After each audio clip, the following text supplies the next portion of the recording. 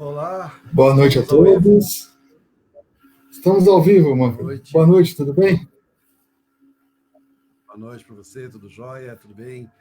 Vamos ver se hoje dá mais certo um pouco nossas É, tentativas, melhorar nosso esquema de estudo aqui. cada dia Em nome melhorando um da pouquinho associação, mais. isso. Em nome da Associação Espírita Jesus no Lar, gostaríamos de dar as boas-vindas a todos, que possamos juntos continuar os nossos estudos, buscando compreender aquilo que Jesus nos trouxe há muito tempo e que os espíritos vieram desenvolver há cerca de 160 anos atrás. Mas, antes de começarmos, vamos fazer a nossa costumeira prece para pedir a proteção de Jesus, para estarmos na paz dele e assim conseguirmos compreender melhor os seus ensinamentos.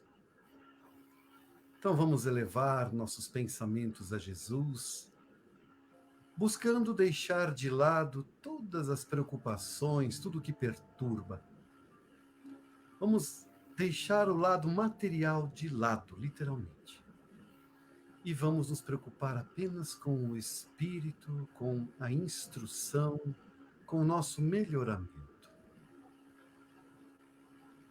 E vamos entregar os nossos corações alegres a Jesus, porque com certeza Ele prefere muito mais assim.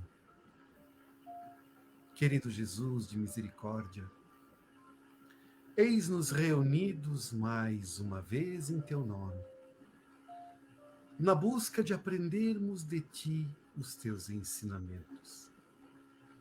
Dai-nos a Tua paz, Mestre, dai-nos tranquilidade, abençoa o nosso esforço de buscar o aprendizado, de querer aprender.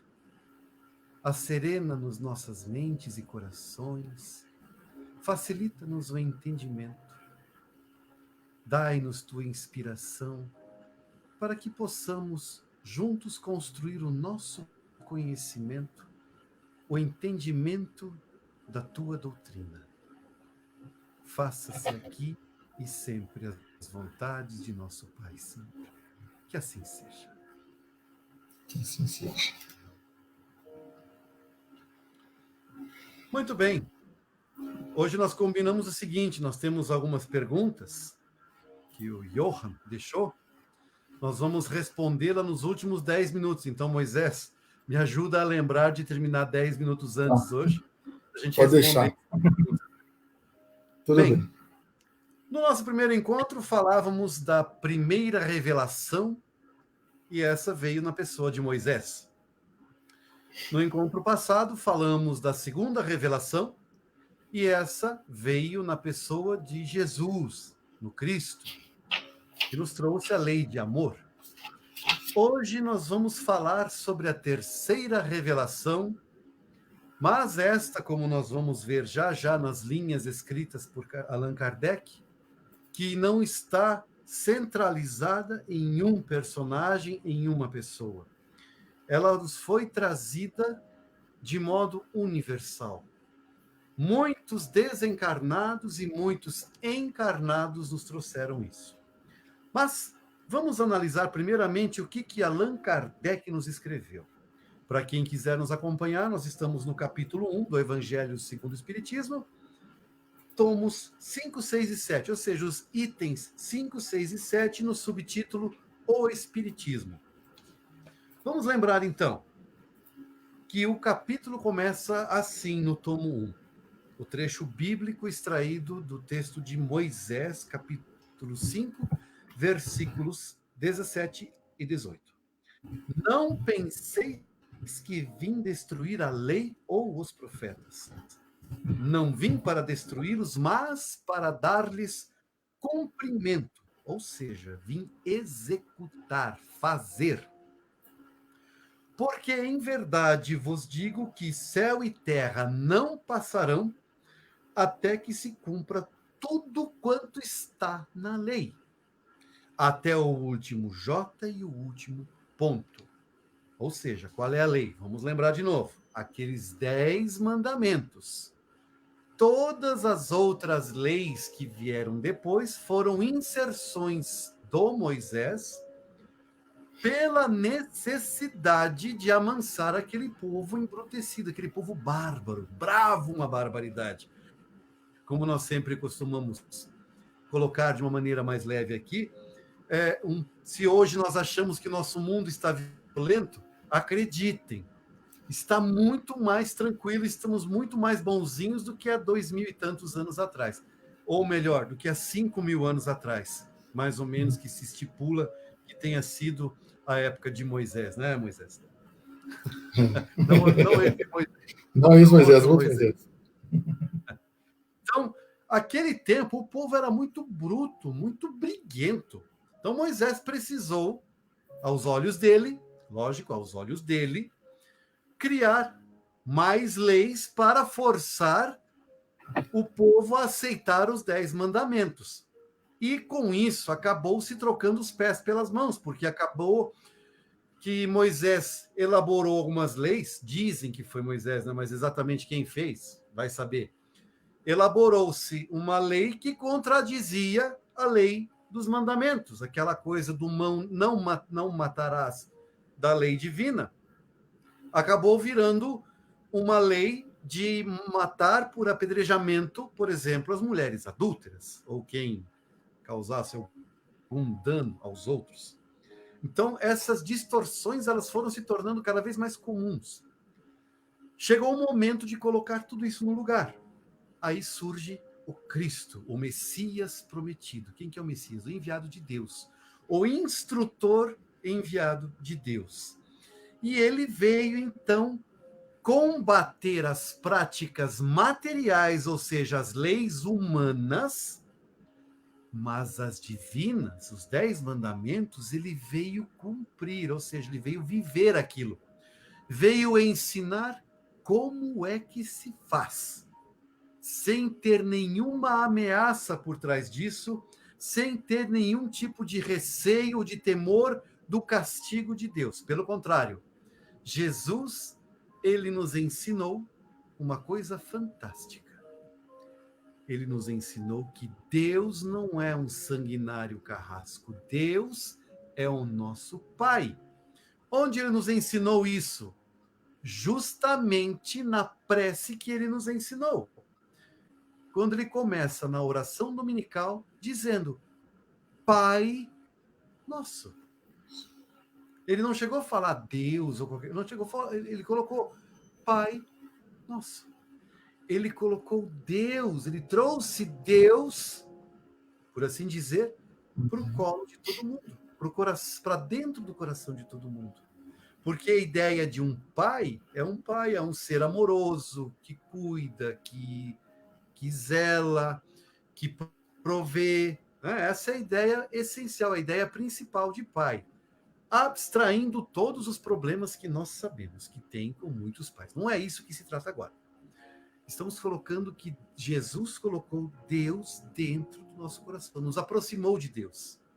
Então, esse foi o papel principal de Jesus, nos aproximar de Deus e nos ensinar a amar, porque ele colocou assim, ele derrubou todas aquelas leis, como nós fizemos a comparação no encontro passado, é como se se Jesus pegasse agora o nosso Código Penal, todinho ele, todos, de todas as leis, de tudo que existe, jogasse isso tudo fora e colocasse só uma simples frase.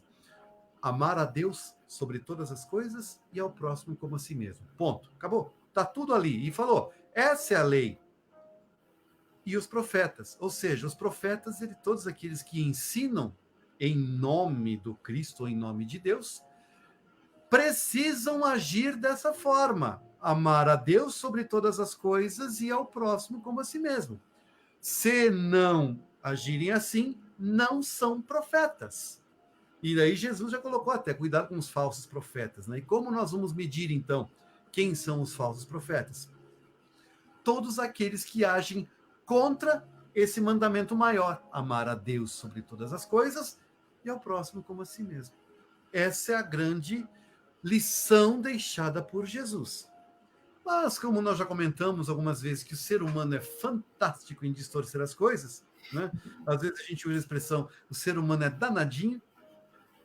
Ele conseguiu distorcer o ensinamento de Jesus. Acreditem, conseguiu.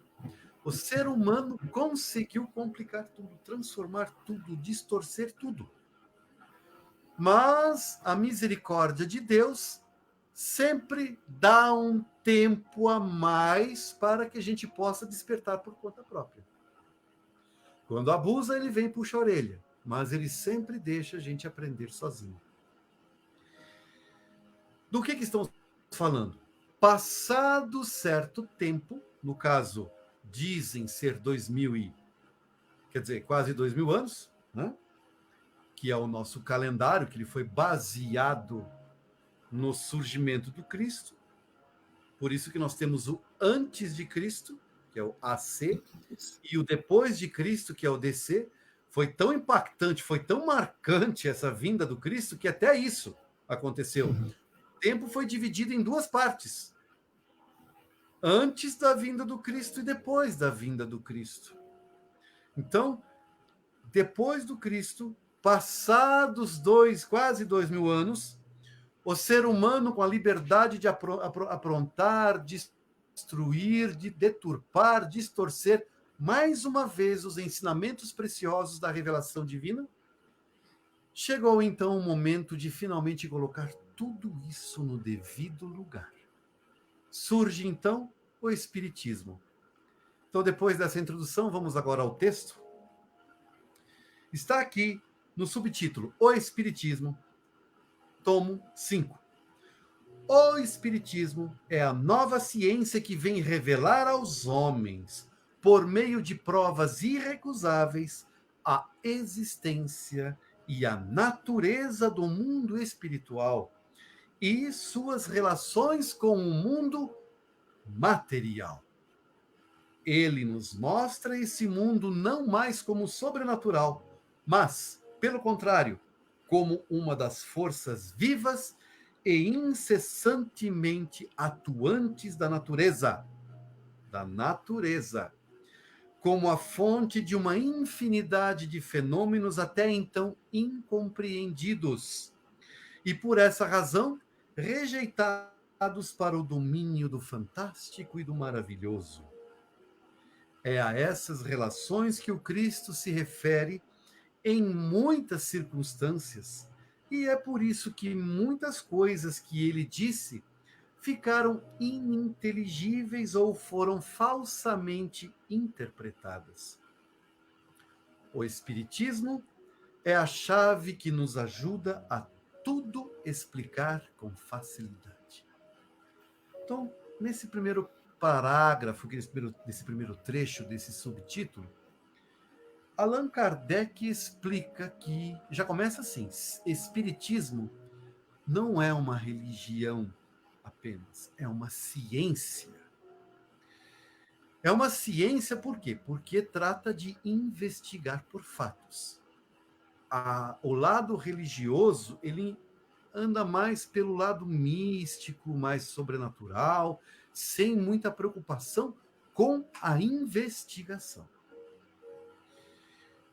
O Espiritismo, diz Kardec, é uma ciência, ou seja, usou de muitas técnicas de investigação, e já vou adiantar uma das linhas das técnicas que o Allan Kardec seguiu, chama-se positivismo. Por isso que nós vamos encontrar, só vou mexer um pouquinho no computador, que eu estou meio atrapalhado aqui, chama-se positivismo, que se trata de uma linha de pesquisa, em que o pesquisador, o cientista, ele vai atrás de fatos, ele só vai aceitar as situações, as explicações, se elas estiverem baseadas em fatos. E só se esses fatos e essas explicações puderem ser repetidas muitas e muitas vezes e sempre obter-se o mesmo resultado. Isso é fundamental para nós entendermos o porquê que nós podemos confiar no Espiritismo. Porque o Espiritismo não é uma coisa mística, não é uma uma ciência qualquer. Ela é baseada numa linha de pesquisa filosófica chamada positivismo, que só aceita o concreto, o real, o fato comprovado, e de uma tal forma que você possa pegar esses fatos, estudá-los, entendê-los, analisá-los e prever resultados. Isso é o positivismo. Então, cada vez que nós encontrarmos em Allan Kardec, na obra de Kardec, no Espiritismo, a palavra, isso é positivo, a expressão, isso é positivo ou positivismo, vamos naturalmente remeter a essa ideia da linha de pesquisa, e não que é afirmativo, positivo, joinha, que está tudo certo. Não é nada disso, não tem nada a ver. É uma linha de pesquisa. Então, aqui, essa ciência, ela foi tratada de modo muito sério. Eu costumo dizer assim, isso é uma opinião de Manfred, mas se tem um cientista nesse mundo, que existiu nesse mundo, em que eu posso confiar, esse cientista se chama Hippolyte Rivail, que depois adotou o codinome Allan Kardec. E vamos entender por que ele fez isso. Eu estou fugindo um pouco, eu sei, mas eu quero explicar um pouco isso. Por que Allan Kardec, o nome é Hippolyte, ele aparece como Allan Kardec? Porque ele queria sumir de cena, sair de cena para que a doutrina aparecesse. Se ele utilizasse o nome dele, porque o nome dele é muito importante na França, talvez o espiritismo não tivesse tanto impacto. E essa é uma das grandezas de Allan Kardec. Ele não tinha nenhum interesse por trás dessa obra que não fosse nos ensinar de forma lúcida, coerente e simplificada, apesar de complexa. Este é o senhor Allan Kardec. E aí ele coloca que o espiritismo é essa ciência.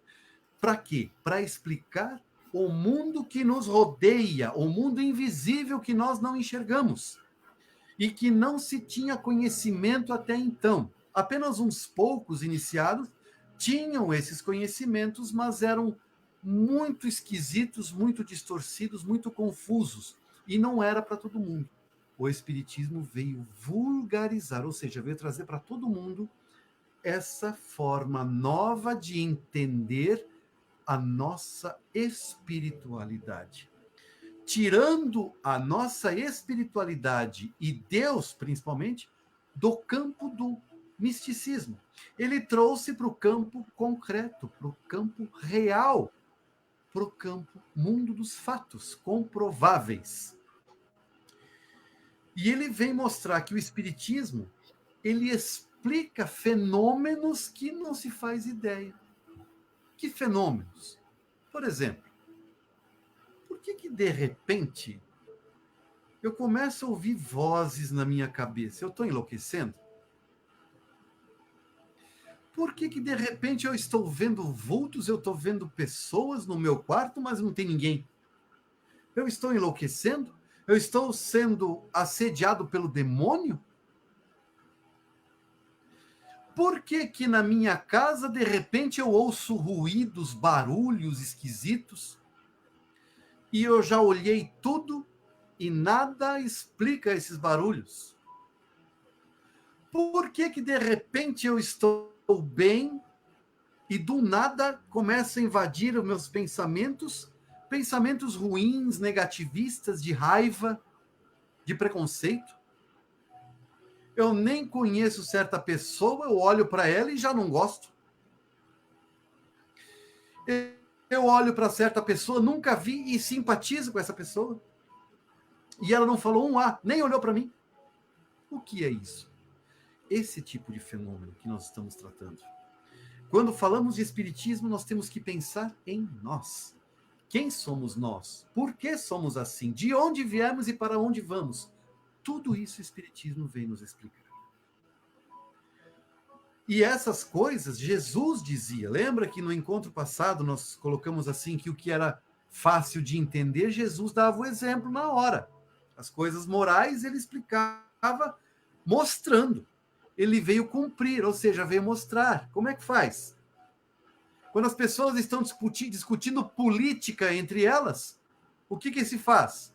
Coloca-se um avental ao redor da cintura, pega-se uma bacia com água, uma bucha, um sabão, olha a palavra, bucha, uma esponja, sabão e vai se lavar os pés. Porque é isso que Jesus fez. Vamos lembrar?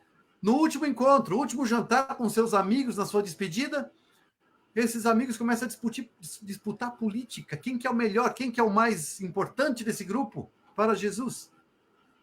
Ah, é Pedro, é não sei quem, é este, é aquele. E Jesus, então, na sua simplicidade, na sua vontade de ensinar, ele toma essa atitude de lavar os pés, que todo mundo conhece, para dar uma lição, um exemplo, e ensinar o que fazer. Adianta ficar discutindo quem é o melhor? Não adianta entrar nem na discussão. Se ele fosse chamar atenção, eles não iriam ouvir. Só iria virar mais tumulto. Somos prova disso. Aliás, quem que nunca tentou abafar um caso e acabou só complicando, botando mais lenha na fogueira, né, Moisés? Não é porque não é assim? Jesus então fez o quê? Silenciou, fez alguma coisa para direcionar a atenção de todo mundo, e aí dá o exemplo. Aquele que quiser ser o maior, seja o menor. Quem quiser ser o primeiro, seja o servo, seja o escravo. Aí ele dava a lição. Essa é a forma que Jesus tinha para explicar as coisas mais simples. Mas tinham coisas complexas. E aí ele entrava com as parábolas. Lembram o que são as parábolas? São pequenas histórias curtas, mas com um fundo moral, para trazer alguma coisa àquelas pessoas. Mas essas historinhas, elas não foram muito bem compreendidas, e aí foram, ao longo desses 2000 anos, foram sendo distorcidas e cada vez mais. Então, o Espiritismo surgiu para nos explicar tudo isso, explicar, inclusive, as atitudes de Jesus e as parábolas e outras coisas mais que ele trouxe para a gente naquela época. E, além disso, o Espiritismo trouxe muito mais coisa para nós. Mas vamos continuar. Número 6. A lei do Antigo Testamento está personificada em Moisés, que é a primeira revelação. A do Novo Testamento, a segunda revelação, está personificada no Cristo, que foi o que acabamos de falar na introdução. O Espiritismo é a terceira revelação da lei de Deus, mas esta não está personificada em ninguém, porque o Espiritismo é produto do ensinamento dado, não por um homem, porque a primeira revelação, os 10 mandamentos, foram trazidos por um homem. Jesus trouxe o Novo Testamento, derruba tudo aquilo, ama a Deus sobre todas as coisas e ao próximo como a si mesmo, ou seja, amor. Segunda revelação, um homem.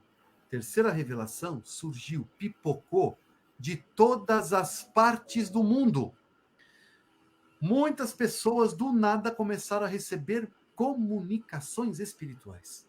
Começaram a ter visões, começaram a ouvir, começaram a escrever, começaram a se inspirar, ou seja, receber pensamentos. Então veio de todos os lados, pelo mundo inteiro. Ou seja, foi trazido pelos espíritos, que são as vozes do céu. E quem se lembra do nosso primeiro encontro, que nós usamos o prefácio do Espírito de Verdade, inserido por Allan Kardec, que ele fala as grandes vozes do céu. É isso que está falando. As vozes do céu são os espíritos. São os seres invisíveis aos nossos olhos. São os seres desencarnados. São as vozes do céu. E vieram em todas as partes da terra e por inumerável multidão de intermediários. Então, esses espíritos, para se manifestar, precisam do quê? De intermediários.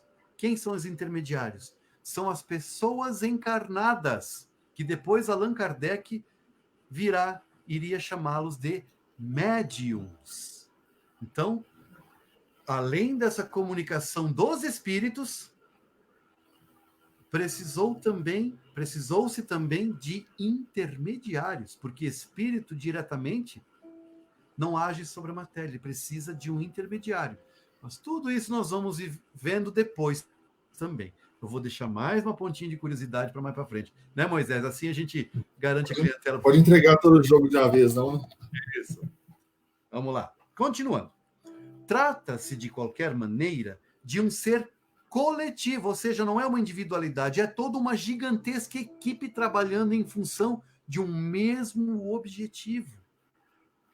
Compreendendo o conjunto dos seres do mundo espiritual, cada qual trazendo aos homens o tributo e a sorte que nele os esperam. Ou seja, esses ensinamentos são para quê? Para mostrar que somos seres imortais. Uma vez criado, gente, uma vez criado, nunca mais será destruído, diluído ou desaparecido. Não. Sempre, para sempre existirá. Então, cada um de nós que estamos aqui, nesse mundo, neste universo, todos nós não mais temos prazo de validade. O que tem prazo de validade é o corpo físico. Mas o espírito, o ser que habita o corpo, que dá mobilidade, que traz as emoções, os sentimentos, os pensamentos ao corpo, esse ser é imortal. Imortal. Guardem bem essa mensagem, porque isso é altamente consolador. Significa que quando deixarmos o corpo de lado, nós não vamos desaparecer. Continuaremos com nossa individualidade, inclusive. Quando desencarnarmos, vamos manter, inclusive, as nossas esquisitices. Por exemplo, se o Manfred desencarnasse agora e acordar do outro lado com esse óculos, com esse cabelo, beleza aqui, faltando mais da metade, essa camiseta, nessa postura aqui, desse mesmo jeito, iria despertar lá. Porque é a imagem que me caracteriza, que me mostra para os outros quem eu sou, provando com isso a minha individualidade. Mas isso também é um assunto para depois. Tá bom? Então, eles vêm nos ensinar que a nossa conduta aqui na Terra vai determinar o nosso despertar no mundo espiritual, que é a nossa pátria original, porque é de lá que viemos e para lá retornaremos. Aqui na Terra é só um momento, uma passagem. É como se eu saísse de casa agora, fosse para a escola para aprender e na hora do almoço eu volto para casa. Se eu fosse de manhã. Ou se eu fosse depois do almoço, à tardezinha eu voltaria para casa. Pronto. Eu saí de casa, fui para a escola, estou voltando para casa. Depois da aula. Assim a nossa vida na Terra. Saímos de casa, nosso mundo espiritual, viemos para a Terra, a escola, e depois que terminarmos nossas aulas, nossas lições, voltaremos para casa, o mundo espiritual. Tá claro assim? Moisés, tem algum complemento antes de continuarmos? Nós temos uma pergunta.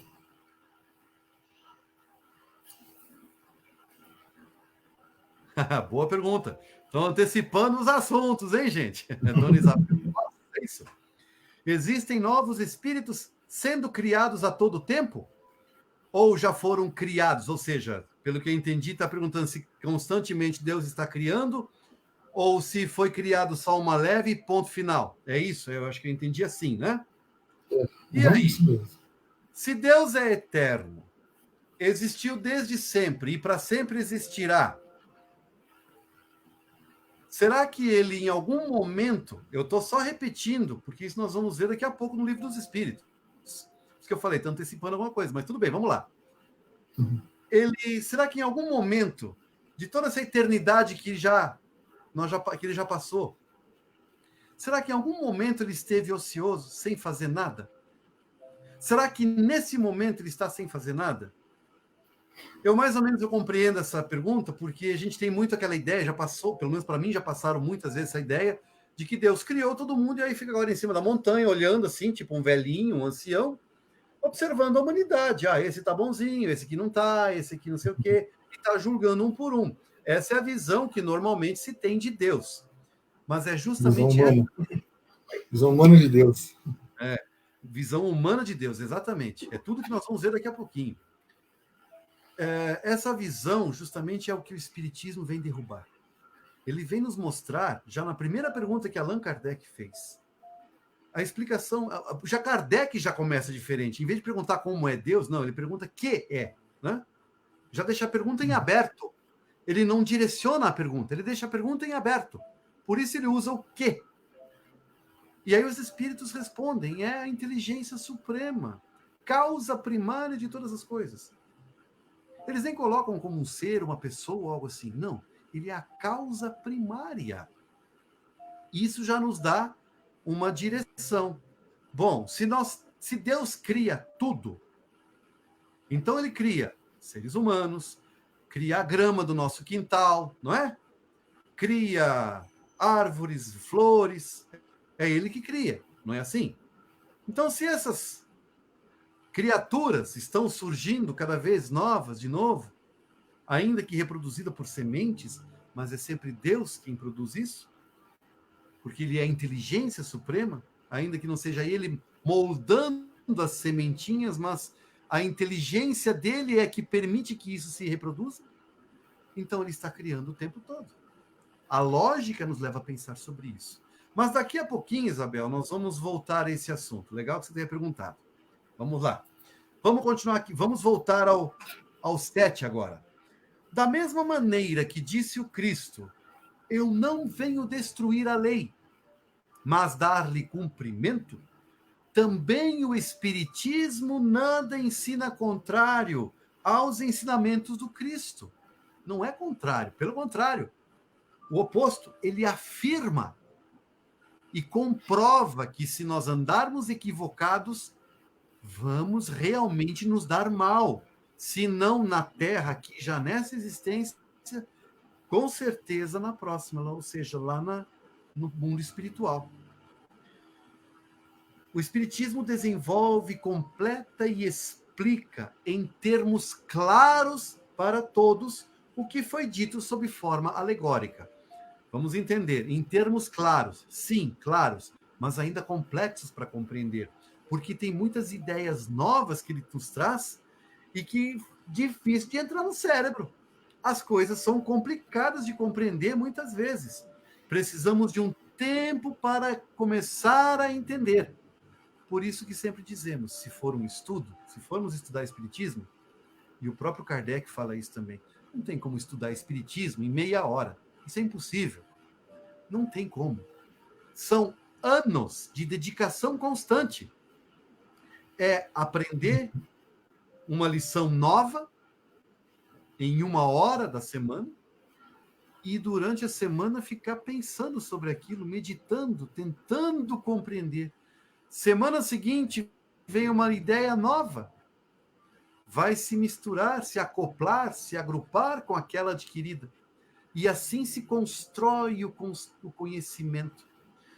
Por isso que nós sempre falamos, por que nós gostamos de estudar Allan Kardec de capa a capa. Não ficar dando saltitos ou criando apostilas e coisa e tal. Nós entendemos que Allan Kardec é suficiente, é autossuficiente. Ele construiu o conhecimento, ele começou do zero e foi desenvolvendo, até chegar no auge do Espiritismo naquela época. Por isso nós sempre afirmamos, para estudar Espiritismo, para nos podermos entender enquanto espíritas, precisamos estudar Allan Kardec, como ele escreveu, como ele nos trouxe o Espiritismo, esse conhecimento. Usamos de uma comparação muito simples. É igual eu querer agora falar de Teorema de Pitágoras para qualquer um de nós. Me desculpe se tiver algum especialista em matemática aqui, tá? Não vou explicar Teorema de Pitágoras. Eu só quero dizer o seguinte: muitos nem sabem do que eu estou falando. Nem eu sei o que eu estou falando. Eu sei que eu conheço a coisa lá. Eu já ouvi isso. Eu sei que eu já devo ter estudado isso, deveria me lembrar disso, mas enfim. O nome não é estranho, né? Pois é. Mas, se chegarmos com o Teorema de Pitágoras, isso já é o resultado de muito conhecimento adquirido, de muito conhecimento construído. Não vamos entender. Nós primeiro precisamos entender os primeiros conceitos, que são conceito de número. O que é o número 1? O que é o número 2? O que é o número 3? O que é uma quantidade? O que é um grupo? O que é um conjunto? Todos esses pequenos conceitos básicos para depois eu conseguir entender o que é um Teorema de Pitágoras. Só que aí vai tempo para chegar a isso. E assim é o Espiritismo. Não adianta queremos falar de mediunidade, querer falar de Deus, querer falar de um monte de coisa. Aliás, perdão, de Deus não. De falar de fenômenos, se nós não entendemos a base do Espiritismo. Então, nós vamos continuar sempre na sequência dos livros para entendermos o porquê que o Espiritismo desenvolve, como explica. Só que não é tão simples assim como pode parecer. Está escrito aqui que é de forma simples, tal, mas não é tão simples. Precisamos de tempo para assimilar essas ideias. Continuando. O Espiritismo vem cumprir na época predita, ou seja, prevista, já planejada, porque nada acontece sem um planejamento muito cuidadoso. Nós já falamos sobre isso. O que o Cristo anunciou e preparar o cumprimento das coisas futuras. O que é esse cumprimento? A transição para um mundo melhor. Que mundo é esse? Gente, ó, só uma diquinha. Não vai mais ter guerra, não vai mais ter doença, nem coronavírus vai ter, tá bom? Então, quem gostou do coronavírus, curte agora, porque depois não vai ter mais. Não vai mais ter maldades, crueldades, corrupção, tudo isso está chegando ao fim. E por isso que está tudo assim exaltado, fervilhando. Deus está fazendo a faxina aqui no planeta. Esse é o tempo predito, as coisas futuras, cumprir as coisas futuras. Então, o Espiritismo é, portanto, obra do Cristo. Repetimos. O Espiritismo é obra de quem? Vamos tentar escutar alguém, Moisés? O Espiritismo é obra de quem? Do Cristo. Jesus preside o Espiritismo. Então, quando se fala mal do Espiritismo, estamos blasfemando contra Jesus. Simples assim. Porque quem trouxe a doutrina espírita foram os espíritos, mas quem chefiou tudo isso, quem organizou, quem comandou tudo isso, foi Jesus Cristo. A mando de Deus. Tem mais essa. Então, o Espiritismo é de ordem divina. Tenhamos isso muito claro em nossas mentes. Então, o Espiritismo é, portanto, obra do Cristo, que o preside, ou seja, até hoje ele está presidindo, está comandando, está cuidando, está administrando. Assim como preside ao que ele igualmente anunciou, a regeneração que se opera e que prepara o reino de Deus sobre a terra. Jesus falou, esse reino de Deus será a terra, em algum momento. Por enquanto ainda não.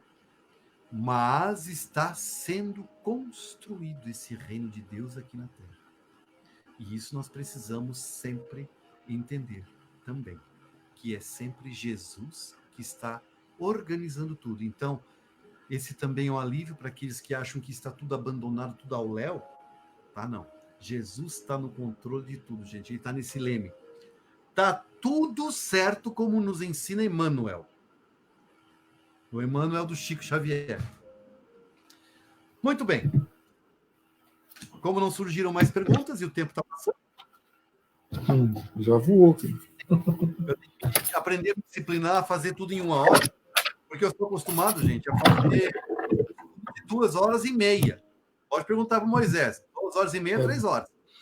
Mais ou menos isso. Mas a gente entende que aqui a gente tem que reduzir esse tempo. Então, vamos lá. Livro dos Espíritos, falamos de Deus. Continuando agora na questão de número 14, falamos sobre o panteísmo. Panteísmo é uma doutrina, é uma linha filosófica, científica, meio, enfim, que existia muito na época. Hoje eu não sei se ainda existe essa filosofia, se existe essa linha de pensamento. Mas vamos lá entender isso aqui. Panteísmo, o Kardec vai desenvolver essa ideia e os espíritos vão responder a isso. 14. Deus é um ser distinto ou será, como opinam alguns, a resultante de todas as forças e de todas as inteligências do universo reunidas? Meu Deus. Já é difícil entender Deus assim, os caras ainda complicam mais, né? Então, a pergunta, Deus é um ser único? Ou ele é tudo, a mistura de tudo? A resposta, se fosse assim, Deus não existiria. Porquanto seria efeito, porque quando se entende que há uma mistura de tudo, já tem tudo, então isso é o efeito, é o resultado, não é a causa. Deus não pode ser ao mesmo tempo uma coisa e outra. Não dá para ser efeito e causa ao mesmo tempo. Ou você é o efeito ou é a causa. Não dá para ser as duas coisas simultaneamente.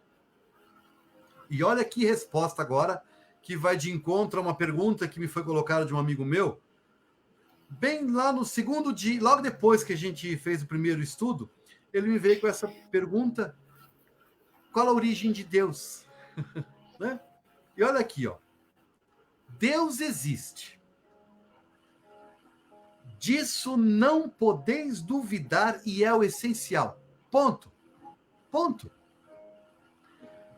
Creia-me. Não vá além. Não vá.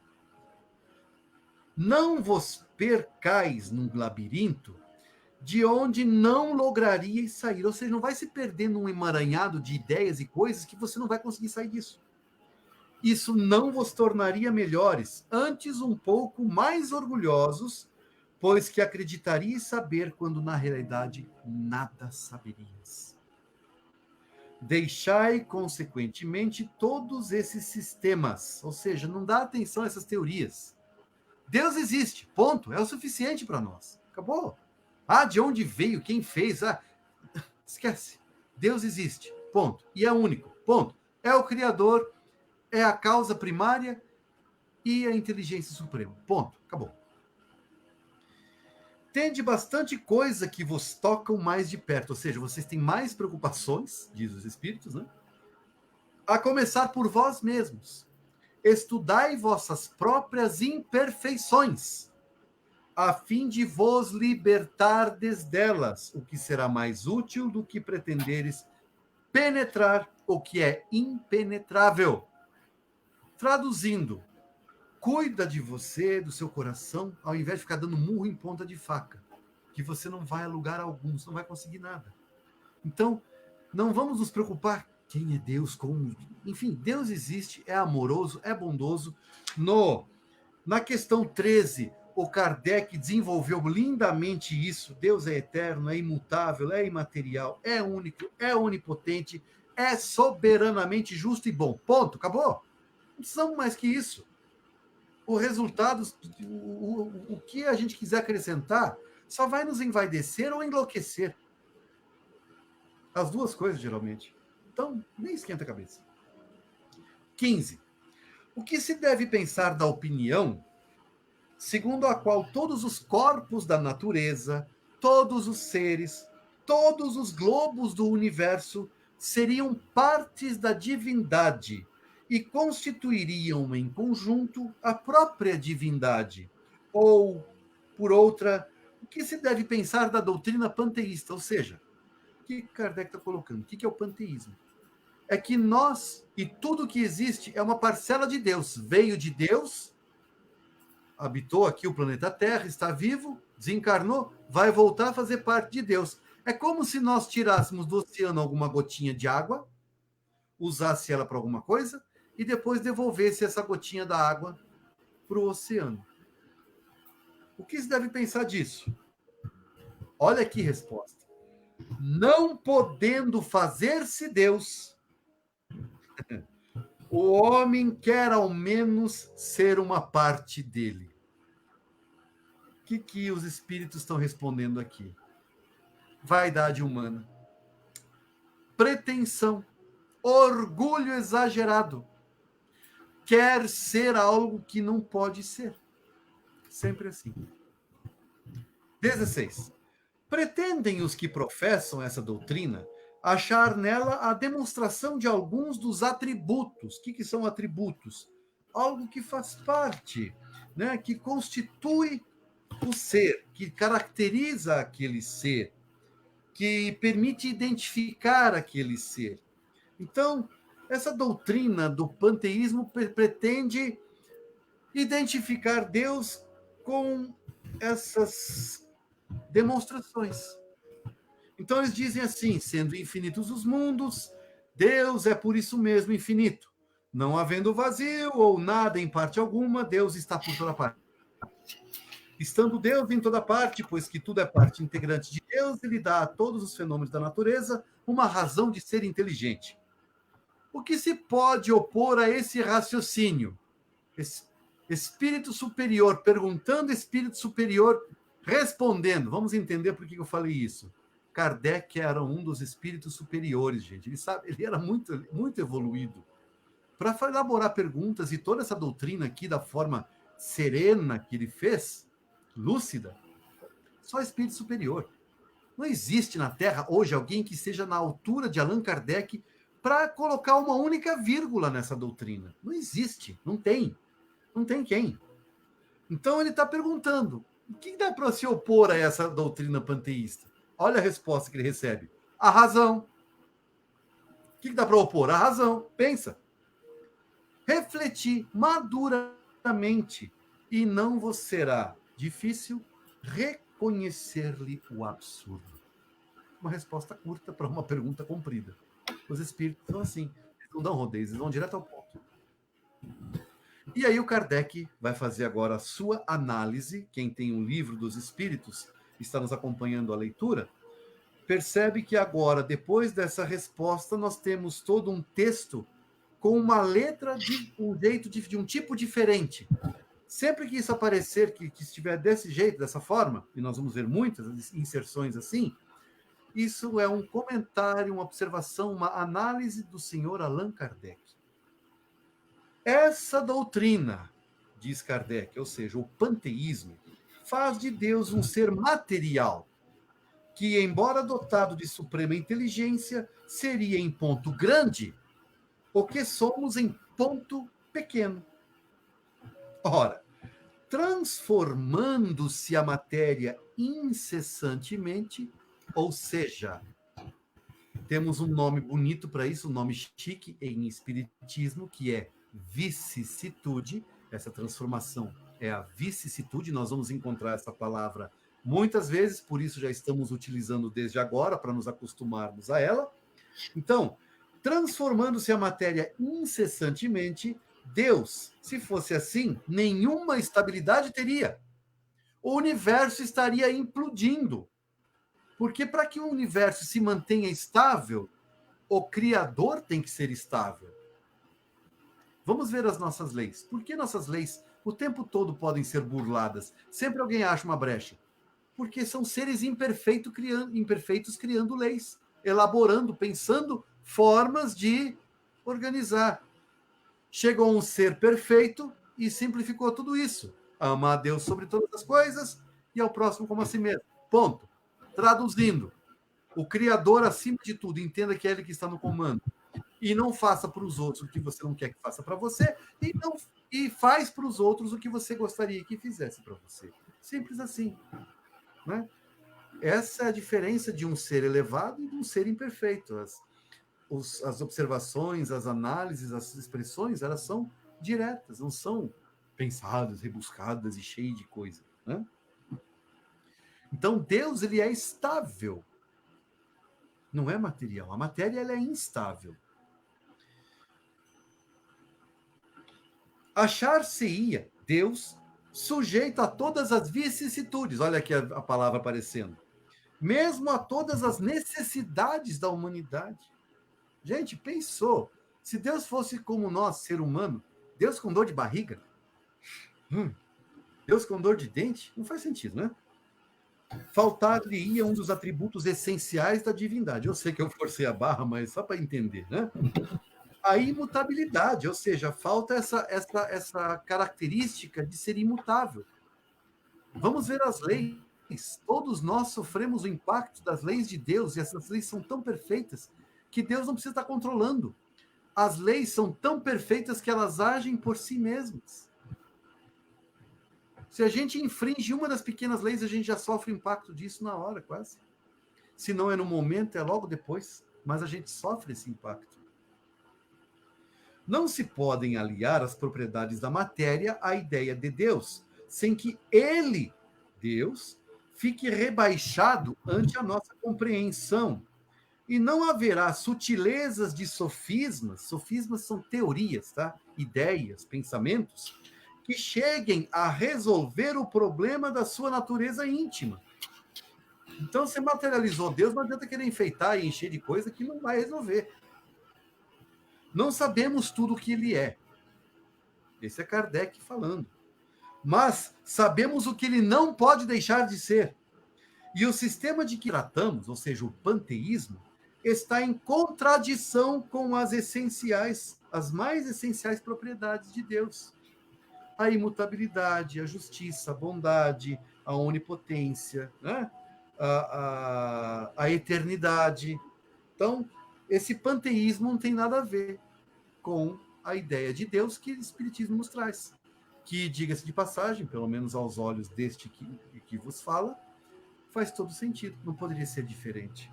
Não é? Ele confunde o Criador, ou seja, o panteísmo confunde o Criador com a criatura. Aquela ideia, lembra, criada à sua imagem e semelhança, a gente tem a tendência de achar que Deus é um ser humano, é exatamente o que eu entendo que seja a dúvida, era de quem mesmo? Da Isabel, é isso? Isabel. Que ela postou a pergunta agora há pouco, é justamente isso. Aquela questão. Somos feitos à imagem e semelhança de Deus, então Deus tem pés, tem mãos, tem olhos, tem orelha, cabeça, tronco, tem joelho, cotovelo. Não é? É assim? Não. Não podemos confundir o Criador com a criatura. Exatamente como faria quem pretendesse que a engenhosa máquina fosse parte integrante do mecânico que a imaginou. Ou seja, vamos pegar um exemplo esdrúxulo, mas enfim, como se o Windows fosse parte do Bill Gates. Falei certo as duas coisas, né, Moisés? Foi. A analogia foi correta. Lógico. Ótimo. Muito bom. Muito obrigado. Então, seria como se eu confundisse agora o Windows com o Bill Gates. Eu estou usando o Bill Gates aqui, estou pegando as partes do Bill Gates. Nada a ver. Nada a ver. A inteligência de Deus se revela. Ou seja, o que é revelar? Se mostra. E aos poucos, nas suas obras, como a de um pintor no seu quadro.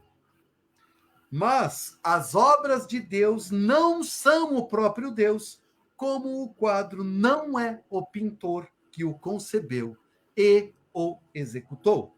Então, a Mona Lisa não é Michelangelo. É Michelangelo, né? Não, Leonardo da Vinci. Leonardo da Vinci. Já estou confundindo as coisas. Mona Lisa não é Leonardo. Assim como Leonardo não é a Mona Lisa. As obras de Deus não são o Deus. Assim como Deus não são as obras. Uma coisa é uma coisa. Vamos colocar um português bem claro aqui para a gente entender agora. Uma coisa é uma coisa, outra coisa é outra coisa. Deu para entender agora? Ficamos entendidos? Muito bem. Você vê, poucas coisas, mas dá, assim, muito para falar. Por isso que a gente gosta de usar 2 horas e meia de estudo para render. Mas o nosso tempo já esgotou. E como nós prometemos responder as perguntas de Johan, Moisés, você poderia... Eu vou colocar na tela aqui. Ó. São 3 perguntas, essa é a primeira. Aham. O que significa a parte, seja feita a vossa vontade, assim na terra como no céu, na oração do Pai Nosso. Bom, nós precisamos entender essa frase inteira. Isso é um trecho dela, né? Então, Pai Nosso que estais no céu, santificado seja o vosso nome, venha a nós o vosso reino, e seja feita a vossa vontade, assim na terra como no céu. Bom, venha a nós o vosso reino. É o que acabamos de falar no Evangelho, não é? Que Jesus está preparando a vinda, ou seja, a realização do reino de Deus sobre a terra. Céu, nós precisamos entender o plano espiritual, o plano dos espíritos, e a terra, o mundo físico. Ou seja, encarnados e desencarnados. Fecha lindamente com o tomo 1. Até que se cumpra o último ponto, o último J. Está aqui no Evangelho. Retomamos a leitura, se me permitem, para responder a essa pergunta. Aqui, ó. Em verdade vos digo que céu e terra não passarão até que se cumpra tudo quanto está na lei. Ou seja, até que todos os que habitam o nosso planeta Terra sejam eles encarnados ou sejam eles desencarnados, até que todos eles saibam o quê? Amar a Deus sobre todas as coisas e ao próximo como a si mesmo. Até que todo mundo compreenda que Deus está no comando de tudo, que Deus é o Criador, e Ele é bom, ele é justo, Ele é misericordioso, e temos que entender isso, entender que somos filhos dEle, filhos eternos dEle, e que nós precisamos, cada vez que vemos um de nossos irmãos, que nos deparamos com um de nossos irmãos, por isso chama-se irmão, porque todos foram criados por Deus, enxergar no próximo um filho de Deus.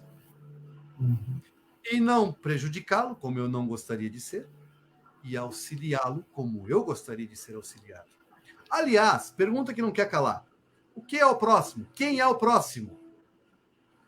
Próximo! É isso? Aquele dos jogos, né? Próximo? É isso? Próximo. Quem é o próximo? O próximo é aquele que está conosco naquele momento. Por exemplo, quando eu estou num ônibus, quem é meu próximo? Todos aqueles que estão no ônibus. Quando eu estou em casa, minha família é meu próximo? Sim, a minha família é meu próximo, se a família estiver em casa. Ah, mas eu estou na escola, minha família é meu próximo? Bom, a sua mãe é a professora, o seu pai é o diretor, e os dois estão na sala de aula ao mesmo tempo, e seus irmãos são seus colegas de estudo, aí são os seus próximos. Caso contrário, não.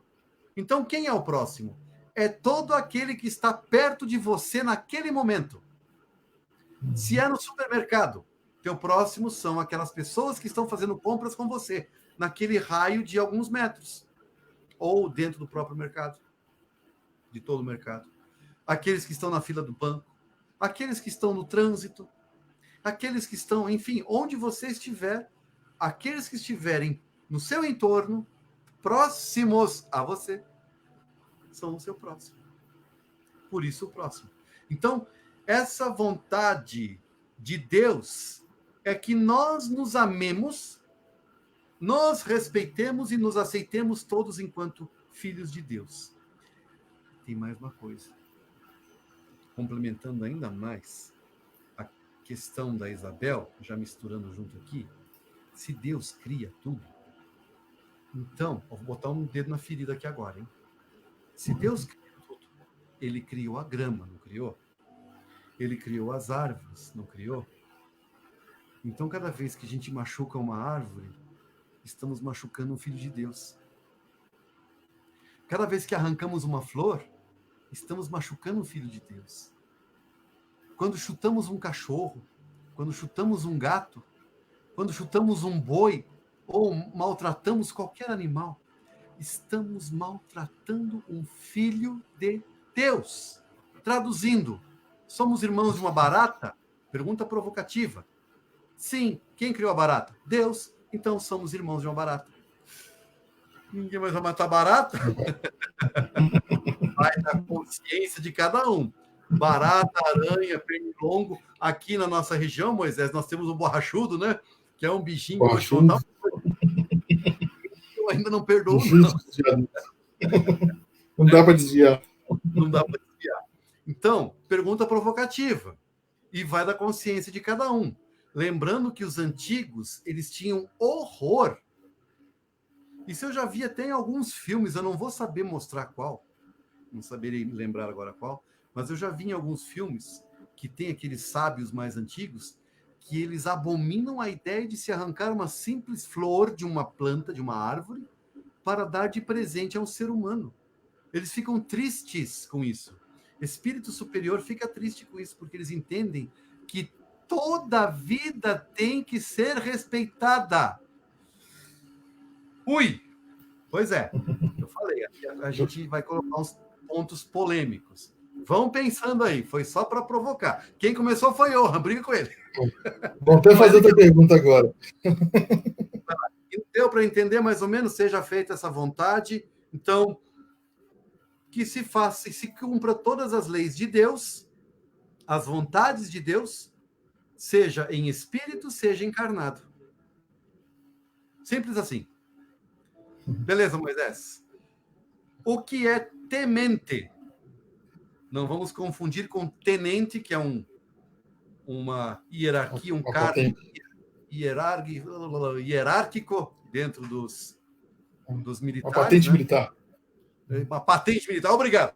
Eu estava me enrolando todo. Ainda bem que tem Moisés, ainda bem que estamos em dois. Muito bom. A patente militar é um cargo. Não vamos confundir com o tenente. É temente, de temor, ter medo. Significa ter medo, ficar apavorado. Ah, eu não vou fazer isso porque Deus vai castigar. E agora? Meu Deus, agora eu vou para o inferno. Temente é Eu não isso, sei se, ter... não sei se foi isso que ele quis perguntar, mas existe aquela expressão, né? Ser temente a Deus. Exato. Não sei se foi no primeiro ou no segundo encontro que nós comentamos sobre isso, mas até aí a gente entende errado as coisas, porque a gente não para pensar. Esse é o problema. Deus nos deu um negócio que está aqui dentro da cabeça, que, como é que chama, Moisés? É uma massa acinzentada? Como é que é? Uma massa acertada, um tal de cérebro aí. E a gente não usa. Eu sempre brinco com alguns alunos meus que se desse para abrir a cabeça, o cérebro teria cheiro de novo, igual carro novo. Nunca foi usado. Eu sei. É bem isso. A gente não usa o raciocínio. Porque se está na lei amar a Deus sobre todas as coisas, da onde saiu essa história que eu tenho que ter medo de Deus? Né? Da onde veio isso? Isso nós temos, essa ideia é mosaica. Do Velho, do Antigo Testamento. O Novo Testamento nos ensinou a amar a Deus. Então, se tem um cristão falando que é temente a Deus, ele precisaria rever um pouco essa história do Novo Testamento, porque o cristão é do Novo Testamento. Né? O hebreu, lá, o judeu, é do Antigo Testamento. Aí faria sentido se fosse um israelita ser temente a Deus, porque lá se prega justamente esse temor a Deus, que entende que Deus ele é bravo. Mas Jesus nos ensinou o contrário. Amar a Deus. Lembra que nós comentamos no Evangelho? Jesus já começou, Pai nosso que estás no céu. Ou seja, já trouxe para próximo de nós a ideia de Deus, nos aproximou de Deus, não da ideia, de Deus. Não precisamos ter medo. Deveríamos e devemos e deveremos amar a Deus com toda a nossa força, com todo o nosso entendimento, com toda a nossa vontade. É isso? Tem algum complemento, Moisés? Valeu a inserção. Bem colocado. E a última pergunta? Essa é fácil. Vai lá, Moisés. Vou colocar o Moisés na... Bem-aventurados, bem-aventurados, assim, no que eu entendo, né? Quando a gente realmente já alcançou a bonança, né? Já estamos, assim, vivendo o que viemos conquistar, né? Estamos em harmonia. Traduzindo numa palavra, feliz, ditoso. Feliz. Ditoso. Bem-aventurado, é ditoso, feliz.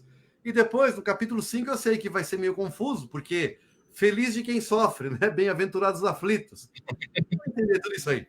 Mas bem-aventurado significa feliz, ditoso, que está em paz. É isso que o Moisés colocou. Exatamente isso. Exatamente. Temos mais alguma pergunta? Não veio mais nenhum. Tudo bem. Se ao longo da semana alguém quiser ir postando perguntas, tiver alguma dúvida que vier depois, posta e aí nós vamos separar um momento para a gente poder responder igual foram essas perguntas que surgiram hoje. Muito bem. Moisés, alguma observação ainda? Comentários? Tranquilo. Muito bem colocada as palavras hoje. Como sempre. Enfim, então, já estouramos um pouco o nosso tempo, mas foi válido.